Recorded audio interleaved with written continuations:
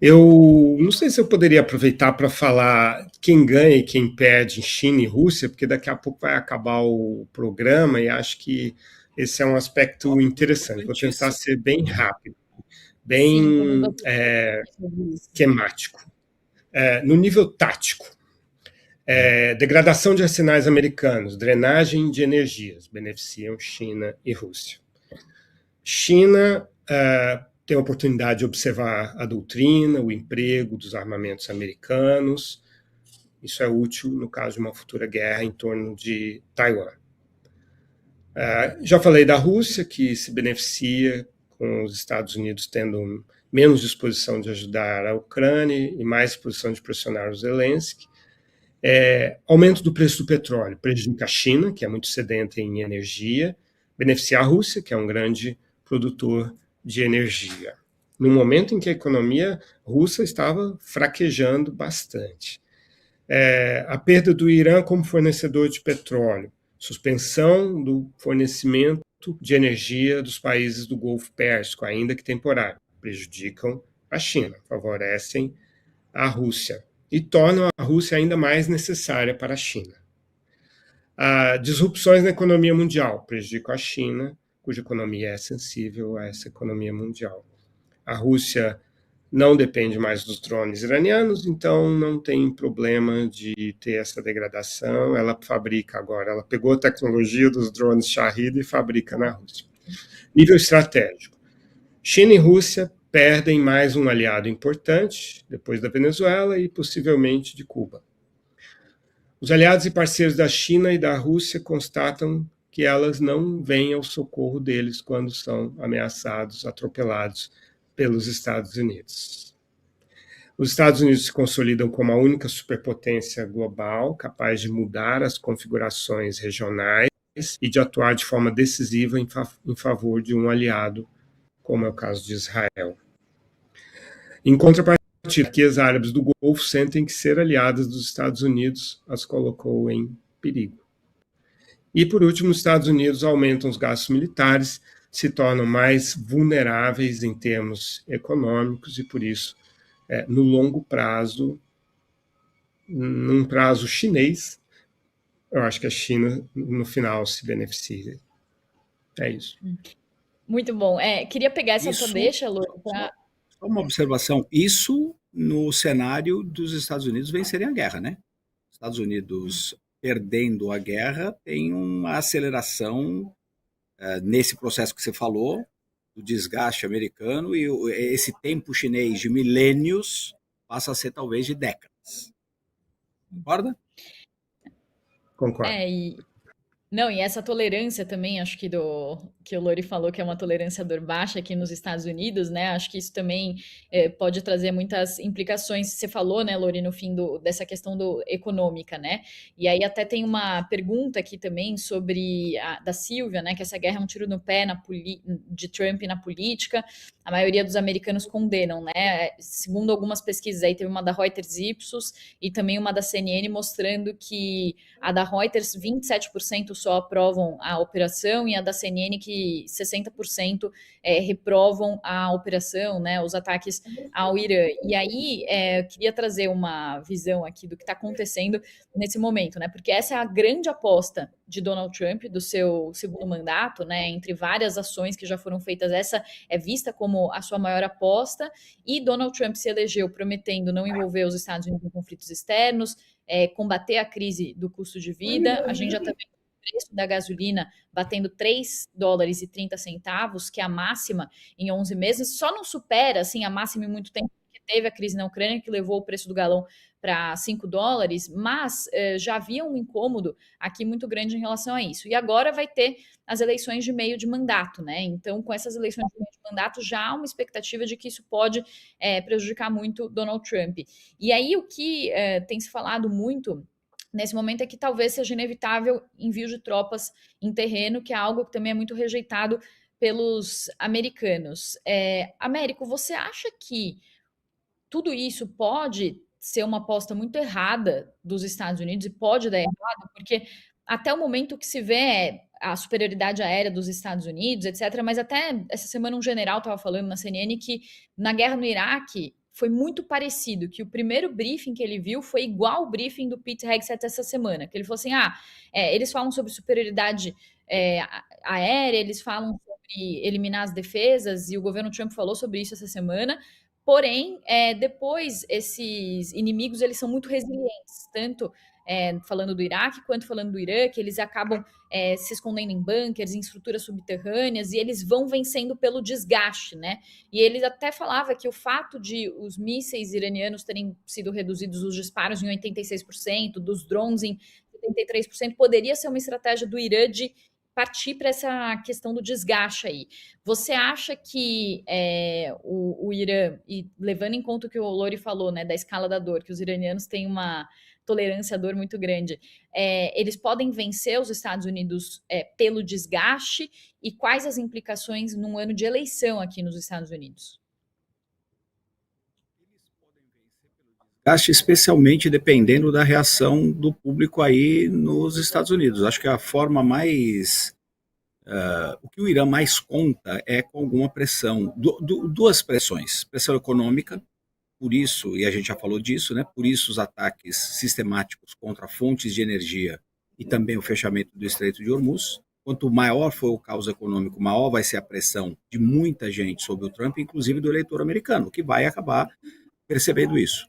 E também ele conta com o tempo.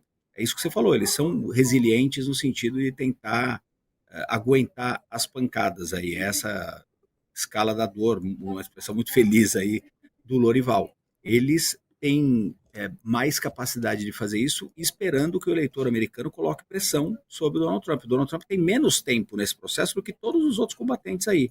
O Irã pode enquanto tiver armamento para resistir, vai resistir, e Israel, enquanto tiver gente para ser caçada dentro do Irã, eles vão caçar, mas os Estados Unidos têm essa questão. É nesse ponto que o Irã joga, no ponto da sensibilidade eleitoral do presidente Donald Trump, do fato de os Estados Unidos serem uma democracia. Do ponto de vista do Irã, é uma fragilidade você ser um país democrático num momento de guerra, porque essa pressão pode aumentar sobre o presidente Donald Trump. Não tem do Irã ganhar militarmente essa guerra. Por mais que tenha drones e tem de fato, por mais que tenha capacidade de resistir à dor, eles não vão ganhar militarmente. Eles vão esperar por uma saída que seja uma pressão sobre o Trump, que venha da economia e dos países afetados, ou que venha do eleitorado americano. Uhum. Eu queria colocar uma outra questão aqui, e tem a ver com a pergunta que chegou também no chat sobre o arsenal do Irã. A informação confiável sobre o que eles realmente ainda têm. E aí, Lori, o que estão falando nesse momento é que a matemática não favorece o aparato militar dos Estados Unidos, porque os Estados Unidos usam o Patriot e o THAAD, que são dois sistemas de interceptação que custam milhões de dólares cada um, enquanto o Irã está usando os drones Shahed, que custam 20 e 50 milhares mil dólares, né? Como que você enxerga o aparato militar de ambos os lados, e você acha que, de fato, a matemática não está favorecendo as forças americanas nesse momento? Você concorda com isso? A gente tem que ver a performance das armas a laser, porque os Estados Unidos aparentemente estão testando as armas a laser para derrubar os drones, e elas custam o que custam a sua conta de energia elétrica por mês, 0 para uma guerra. Então, se as armas a laser performarem, vai mudar mais uma vez a história, né, das guerras. Os drones mudou a história das guerras, e as armas a laser podem mudar novamente.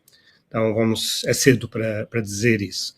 E com relação ao uso de armas sofisticadas também no ataque, essa pergunta é sobre a defesa, mas do ponto de vista do ataque, os Estados Unidos agora substituem a munição de ataque direto conjunta, as bombas teleguiadas, substituem, os mísseis de cruzeiro pelas bombas teleguiadas, né, por essa munição de ataque direto conjunto, que é uma bomba antes burra, que ficou inteligente, porque colocaram uma cauda nela flexível, que dá aletas de navegação, e um sistema de GPS.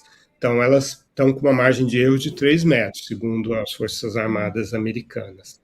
Então, e os Estados Unidos têm muitas bombas dessas. É só fazer esse kit e colocar lá. É bem mais barato. Essas custam também o mesmo que um drone, dezenas de milhares de dólares e não milhões de dólares, como é o caso dos mísseis de cruzeiro. Então, primeiro, você desmantela a defesa antiaérea, aí podem entrar, porque aí isso é feito com mísseis de cruzeiro à distância, fora do espaço aéreo americano, iraniano.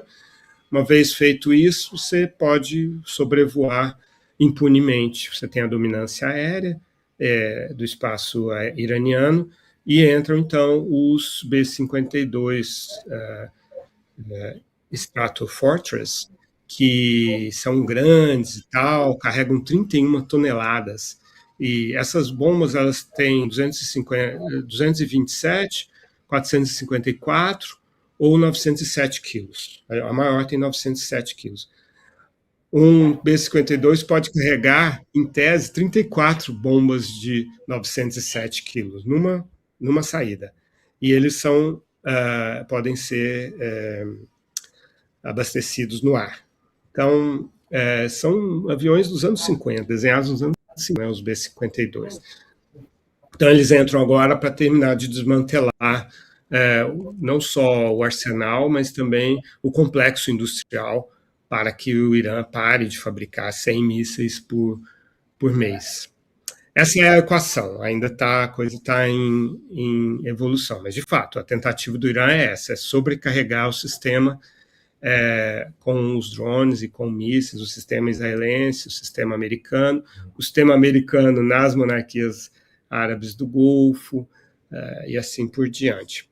Sobre a questão de se os Estados Unidos perderem essa guerra, é por isso que o Trump se recusa a dizer o que é sucesso nessa guerra, né? Por isso que ele não deixa claro qual é o objetivo da guerra, porque o Américo tinha em mente regime change, mudança de regime, quando ele fez essa pergunta para mim, né? E se o regime não mudar, né, Américo? Se o regime continuar? Exato.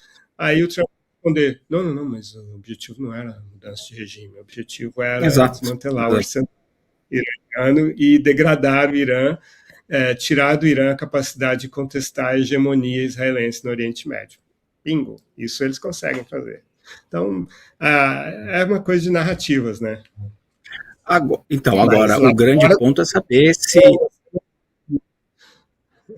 se o eleitorado americano e o mundo vai comprar a narrativa do Donald Trump. Que, aliás, vem se desgastando, né, cada vez mais. Cada vez que ele faz uma dessas, ele vai se desgastando, vai perdendo capital, inclusive dentro dos Estados Unidos. E você está corretíssimo, ele de fato não define um objetivo justamente por causa disso. Agora, pode perder capital nesse processo e vai perdendo credibilidade.